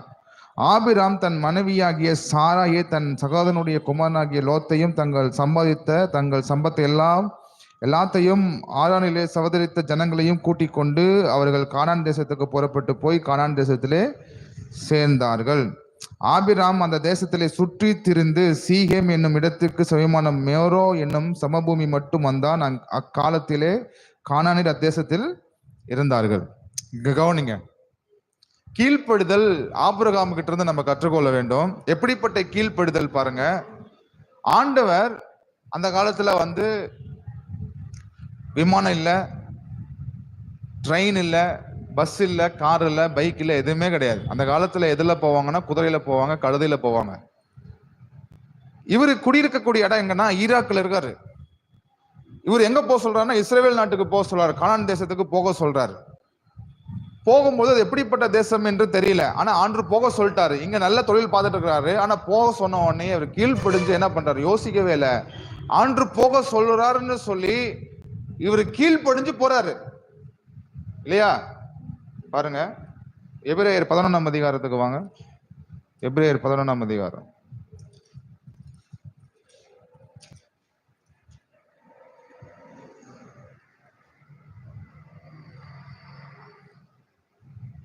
எட்டாவது வசனம். விசுவாசத்தினாலே ஆபிரகாம் தன் சுதந்திரமாக பெறப்போகிற இடத்திற்கு போகும்படி அழைக்கப்பட்ட போது கீழ்ப்படிந்து தான் போகும் இடம் இன்னதென்று அறியாமல் புறப்பட்டு போனான். விசுவாசத்தினாலே அவன் வாக்குத்தத்தம் பண்ணப்பட்ட தேசத்திலே பரதேசியை போல சஞ்சரித்து அந்த வாக்குத்தத்தத்திற்கு உடன் சுதந்திரராகி ஈசாக்கோடும் யாக்கோபோடும் கூடாரத்திலே கூடியிருந்தான். ஏனெனில் தேவன் தாமே கட்டி உண்டாக்கின அஸ்திபாரம் உள்ள நகரங்களுக்கு அவன் காத்திருந்தான். கவனிங்க, விசுவாசம் என்பது என்ன அப்படின்னா, நம்பப்படுகிறவர்களின் உறுதியும் காணப்படாதவர்களின் நிச்சயமா இருக்குது. பார்க்க முடியாது, ஆனால் பின்னாடி நடக்க போறத நம்ம நம்பி இப்பொழுதே நம்ம கிரியை நடப்பிக்கணும்.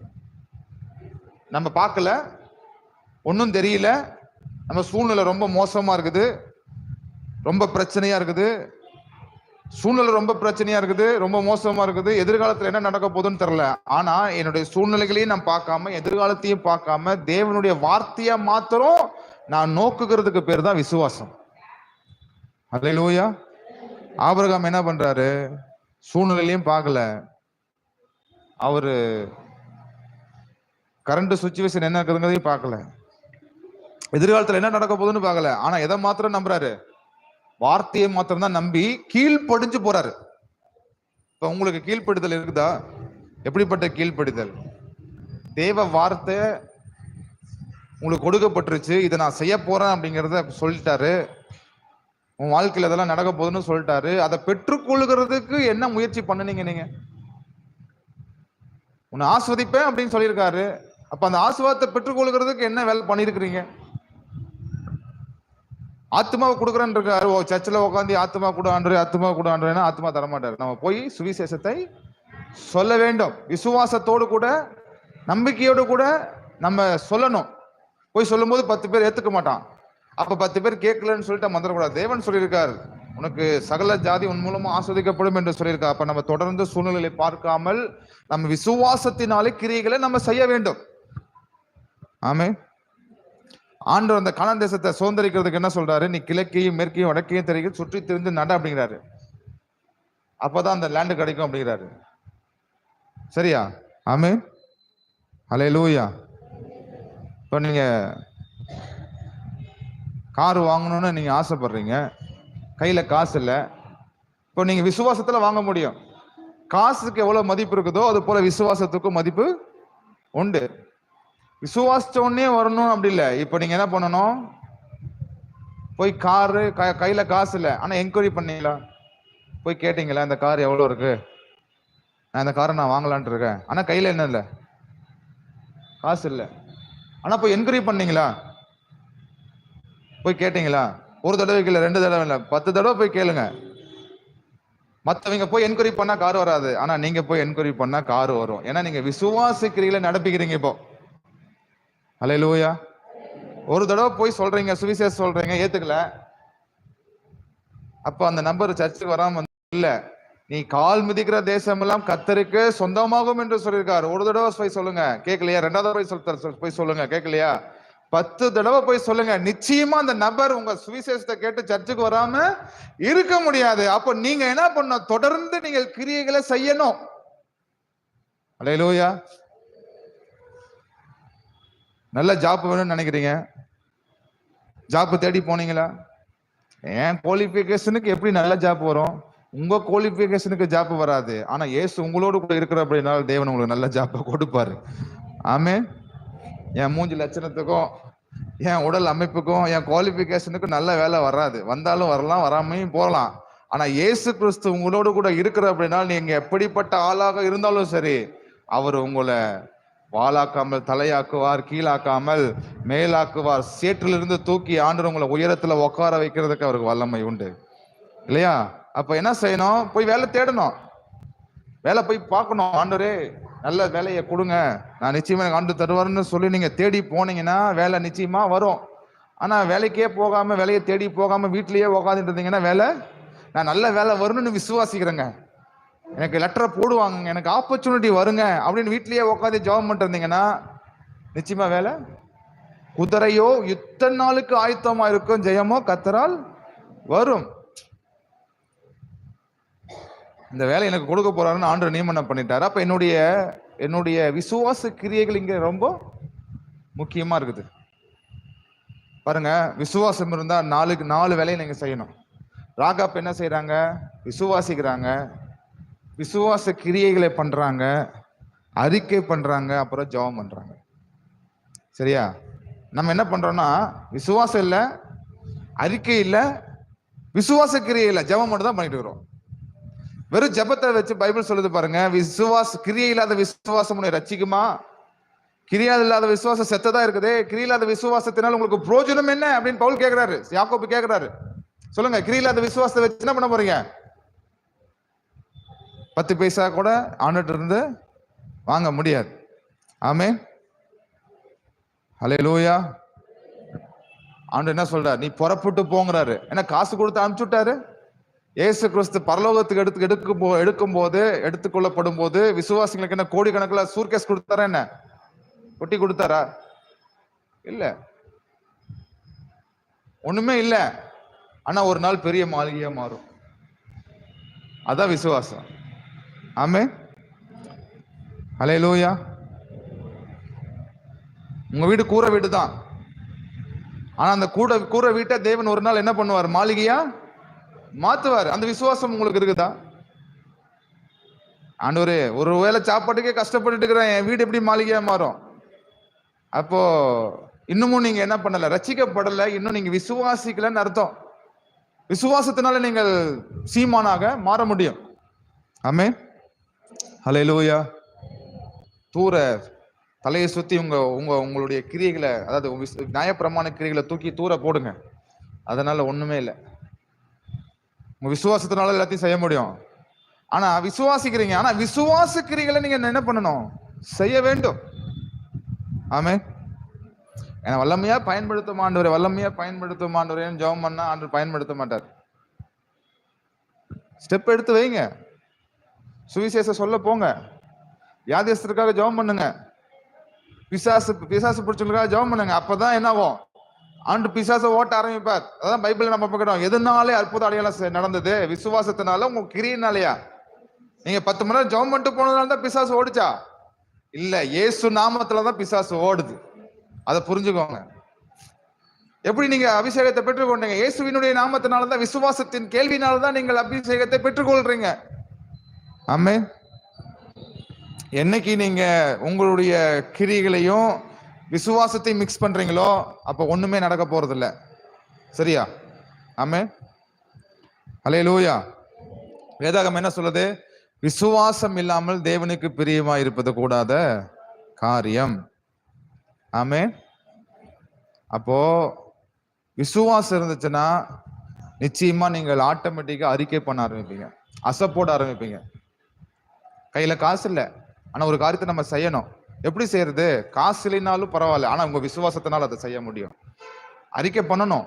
பார்க்கல, பார்த்த பின்னாடிதான் நிறைய பேர் நம்புறான். காணா மக்கள் எதனால அவன் சுதந்திரிச்சு கொள்ள முடியலன்னா, அவன் பார்த்த பின்னாடிதான் நம்புறவனா இருந்தான். பார்க்கறதுக்கு முன்னாடி அவன் நம்பவே இல்லை. ஆனா ஆபிரகாமோ சூழ்நிலையை நம்பல. அவனுடைய சூழ்நிலைகள் எல்லாமே ரொம்ப மோசமா இருந்துச்சு. ஆனா தன்னுடைய சூழ்நிலை மாற்றுவர்கள் மேல அவன் விசுவாசிக்கிறவனாக இருந்தான். அவர் மேல விசுவாசத்தை வைக்கிறவனா இருந்தான். ஆகையினால அவன் ஆஸ்வதிக்கப்பட்டான். உங்க சூழ்நிலை ரொம்ப மோசம்தான். உங்க பேங்க் பேலன்ஸ் 0 தான். ஆனா தேவனுடைய பேங்க் பேலன்ஸ்ல ஏகப்பட்ட பணம் இருக்குது, ஏகப்பட்ட கோடிக்கணக்கான பணம் இருக்குது. நீங்கள் விசுவாசிச்சீங்கன்னா அந்த ஆசீர்வாதத்தை உங்களுக்கு டிரான்ஸ்ஃபர் பண்ணக்கூடியதா இருக்காரு. ஆமென். ஆமா, நாம என்ன பண்ணிட்டோம்? இப்ப கவனிங்க. ஹல்லேலூயா. எப்படி விசுவாசத்தை அப்ளை பண்ணணும்? இப்ப கவனிங்க. வீட்டுல அரிசி தீர்ந்துருச்சு, அரிசி வாங்குறதுக்கு காசு இல்லை. ரியாலிட்டி லைஃப்ல நான் பேசுறேன். நான் அரிசி வாங்குறதுக்கு காசு இல்லையே, நம்ம என்ன பண்ணிடலாம்? ரேஷன் அரிசி சாப்பிடலாம், நம்ம ரேஷன் அரிசி சாப்பிடணும். இதுவே விசுவாசம் இருந்துச்சுன்னா நம்ம கடையில போய் அந்த சிப் எவ்வளோ, இது எங்க வாங்கினீங்க அப்படின்னு நீங்க என்ன பண்ணுவீங்க? விசுவாரிக்க ஆரம்பிப்பீங்க. அதை பெற்றுக்கொள்றதுக்கு ஏதோ ஒண்ணு பிரயாசப்படுவீங்க. ஆனா கையில காசு இல்லை. நீங்க பிரயாசப்பட்டுட்டீங்கன்னா, அங்க நீங்க போய் கிரியை நடப்பிச்சிட்டீங்கன்னா ஆட்டோமேட்டிக்கா உங்க வீட்டுக்கு என்ன ஆயிரும்? சேர்ந்துடும். எப்படி பாஸ்டர் இதெல்லாம் சாத்தியம்? அப்ப எப்படி ஏழை விதவையினுடைய மாவு எப்படி 6 மாசத்துக்கு வந்துச்சு? அந்த ஏழை விதவை சமைச்சு சாப்பிட்டுட்டு நானும் என் பையனும் ஜாகலான்ட்டு இருந்தோம். இப்ப தீர்க்கதரிசி வேற வந்துட்டாரு, அவருக்கு வேற சமைச்சு கொடுக்கணுமேன்னு சொல்லி அவர் விசுவாசத்துல சமைச்சு கொடுத்தா. அப்ப 6 மாசம் என்னாச்சு? வந்துச்சு. ஆமென். ஹல்லேலூயா. 6 மாசம் வந்துச்சு. அப்போ எலியாவுக்கு காக்கா ஆகாரம் கொண்டு வந்துச்சு. அவங்களாம் ரட்சிக்கப்படல, அவங்களுக்கே அற்புதம் நடந்துச்சுன்னா எதனால அற்புதம் நடந்துச்சு? விசுவாசத்துல அற்புதம் நடக்குது. எதனால அற்புதம் நடக்குது? விசுவாசனால அற்புதம் நடக்குது. அப்ப நீங்களும் விசுவாசிச்சு அறிக்கை பண்ணி அதை கிரியை நடப்பிக்கிறீங்கன்னா, அதுக்காக ஜெபம் பண்றீங்கன்னா, நிச்சயமா தேவன் அதை கொடுக்காம இருக்க மாட்டார். நிச்சயமா அதை கொடுப்பார். சில நேரத்துல ஆண்டவர் சில காரியத்தை தடை பண்ணுவாரு. அது ஏன் தடை பண்றாருன்னா, அவங்க நம்முடைய நன்மைக்காக சில காரியத்தை தடை பண்ணுவாரு. ஆனா தடைப்பட்டதுனால அது வராம இருக்க முடியாது. நிச்சயமா ஆண்டவர் ஏற்ற நேரத்துல சரியான காலங்களிலே அதை தேவன் நமக்கு நிச்சயமா அதை கொடுக்க வல்லவரா இருக்காரு. ஏன்னா நாம் தேவனுடைய பிள்ளைகளாய் நாம் இருக்கிறோம். ஆமென். ஹல்லேலூயா. விசுவாச கிரியை இல்லாம உட்கார்ந்துட்டு இருந்தீங்கன்னா நிச்சயமா நீங்க இப்படிதான் இருக்கணுமே தவிர உங்க வாழ்க்கை லைஃப் மாறாது. உங்க லைஃப் நெவர் சேஞ்ச். ஆனா நான் பார்க்கறதுக்கு முன்னாடியே நான் என்ன பண்ணணும்? நான் நம்பணும், விசுவாசிக்கணும். ஆண்டவர் எனக்கு இதை தருவாரு, ஆண்டவர் எனக்கு செய்வாரு அப்படின்னு நீங்க விசுவாசிச்சிட்டீங்கன்னா அதுக்கு உண்டான ஸ்டெப் நீங்க எடுப்பீங்க. எப்போ? பார்த்த பின்னாடி நீங்க எடுக்க மாட்டீங்க. பார்க்கறதுக்கு முன்னாடியே ஒண்ணுமே இல்லாத சூழ்நிலையிலையும் நீங்க கிரியைகளை நீங்க செய்ய ஆரம்பிப்பீங்க. அந்த விசுவாசம் தான் தேவனிடத்திலிருந்து நன்மைகளை பெற்று கொடுக்க முடியும். ஆமென். ராகாப்பு இதன் மூலமா தான் ஆஸ்வதிக்கப்படுறா. ஆமென். அப்ப ராகாப்பே ஆஸ்வதிக்கப்படுகிறாள் என்று சொன்னால் யோசிச்சு பாருங்க. உங்களுக்காக எனக்காக இயேசு கிறிஸ்து ரத்தத்தை சிந்தி கிரையை செலுத்தி நம்மளை விலை கொடுத்து வாங்கியிருக்காரு என்று சொன்னால், அப்ப நாம் அதிகமாக தேவனிடத்திலிருந்து பெற்றுக்கொள்வது நிச்சயம் இல்லையா? நிச்சயம். ஆமென். நாமளும் யாரு? ஆபிரகாமின் பிள்ளைகளா இருக்கிறோம். அப்போ ஆபிரகாமின் பிள்ளைகளானால் நீங்கள் என்னது? சீமானாகவும் சீமாட்டிகளாகவும் நீங்கள் இருக்கிறீர்கள். வெள்ளியும் பொண்ணும் உள்ள நீதிமானாக நீங்க இருக்கிறீங்க. பாஸ்டர் என்கிட்ட ஒண்ணுமே இல்லை, ஆனா விசுவாசிங்க. ஆண்டு இதை இப்படிலாம் எனக்கு கொடுத்து என்னை ஆஸ்வதிச்சிருக்காரு. நானும் ஆபிரகாமின் குமாரத்தியாக நான் இருக்கிறேன். அந்த அந்த பெண்மணி பாருங்க, போய் கேட்கிறா இயேசு கிட்ட, பிசாசு அவங்க பொண்ணுக்கு பிடிச்சிருக்குது, ஆண்டவரே என் பிள்ளைக்கு சுகத்தை கொடுங்க. இயேசு சாமி சொல்றாரு, பிள்ளைகளின் அப்பத்தை எடுத்து நான் எப்படி கொடுக்க முடியும்? அப்போ நாய்க்குட்டிக்கு கூட கீழே விழுந்தது சாப்பிடுமே அப்படின்னு சொல்லி விடாம கேட்கிறான். அப்ப ஆண்டு இயேசு சாமி அந்த பிள்ளைய சுகமாக்குறாரு. அதனால இயேசுவை பெற்றுக்கொள்ற வரைக்கும் விட்டுடாதீங்க. அவர் நிச்சயமா நம்மளை ஆஸ்வதிப்பாரு, நிச்சயமா நம்மளை உயர்த்துவார், நிச்சயமா நம்மளை கைவிடாதபடி நம்மளை நடத்துவார். ஆமென். நாம என்ன செய்யணும்? விசுவாச கிரியைகளை செய்ய வேண்டும். ஆமென். ஹல்லேலூயா.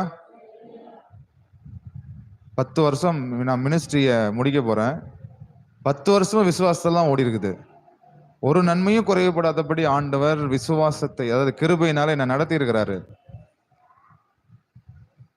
எப்படி எல்லாமே நடக்குதுன்னு எனக்கு தெரியல, ஆனா எல்லாமே நடக்குது. ஆமென். அதாவது சில பூஸ்ட் கொடுக்குறேன். நான்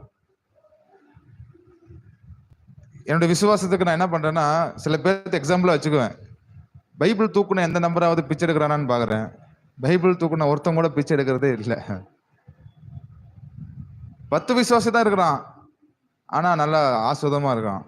என்னடா சீக்ரெட்னு பார்த்தா, தேவன் உண்மையா அழைச்சவர், உண்மை உள்ளவரா இருக்காரு, நடத்தி கொண்டு போகிறார். ஆமென். நம்முடைய கண்ணு கொஞ்சம் நல்ல கண்ணா இருக்கணும். ரியாலிட்டி நன்மையானதை பார்க்கணும், தவறானதை பார்க்க கூடாது. நான் ஆபிரகாம் எக்ஸாம்பிளா வச்சுக்குவேன். ஆபிரகாம் தேவனை கண்மூடித்தனமா விசுவாசிச்சு கீழ்ப்படிஞ்சு போனாரு. அவர் ஆசீர்வாதமா இருந்திருக்காரு. அப்ப நாமளும் கண்மூடித்தனமா போனோம்னா நம்ம கொண்டு போய் ஆண்டவர் முக்கு சந்தில விட்டுட்டு போயிட மாட்டாரு. நிச்சயமா நம்மளை ஆஸ்வதிப்பாரு அப்படிங்கிறதுல நான் உறுதியா இருக்கிறேன். அப்ப ஆபிரகாம பாக்குறேன். ஆபிரகாம் கண்மூடி போனாரு. அப்ப நாமளும் என்ன பண்ணணும்? கண்மூடித்தனமாக போகணும். அவனுடைய வார்த்தையை நம்பி நம்ம டிராவல் பண்ணணும். அப்ப இயேசுடைய வார்த்தையை நம்பி நீங்க போக ஆரம்பிச்சீங்கன்னா நிச்சயமாக ஆண்டவர் உங்களை பெரிய சீமானாகவும் சீமாட்டியாகவும் தேவன் உங்களை மாத்த வல்லவரா இருக்காரு.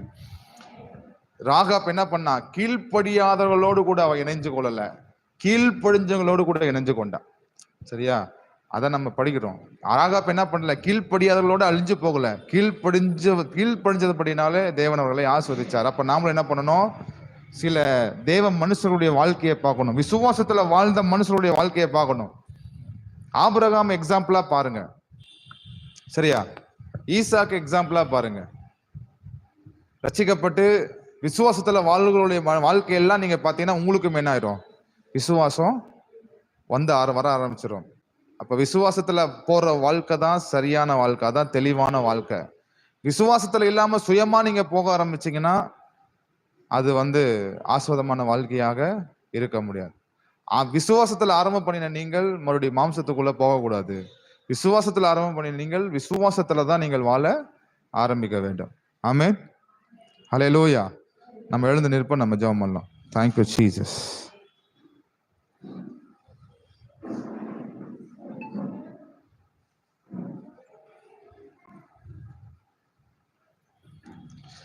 Thank you Jesus.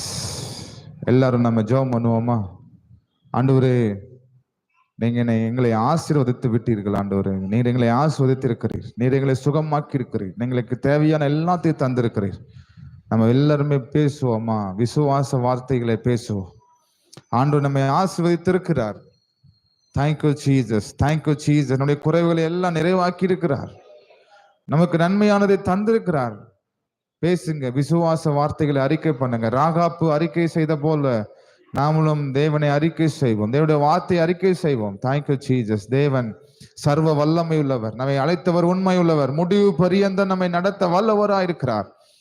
ஆண்டவர் நம்மளை பாதி வழியில கழட்டி விடுகிற தேவன் அல்ல. அவர் நம்மை கைவிடாதபடி, நான் உன்னை கைவிடுவதும் இல்லை, உன்னை விட்டு விலகுவதும் இல்லை என்ற வார்த்தையின்படியாய் ஆண்டவர் நம்மை கைவிடாதபடி, நம்மை விட்டு விலகாதபடி நம்மை ஆசீர்வதித்து வழி நடத்துகிறார். நம்ம எல்லாரும் ஜெபம் பண்ணுவோம்.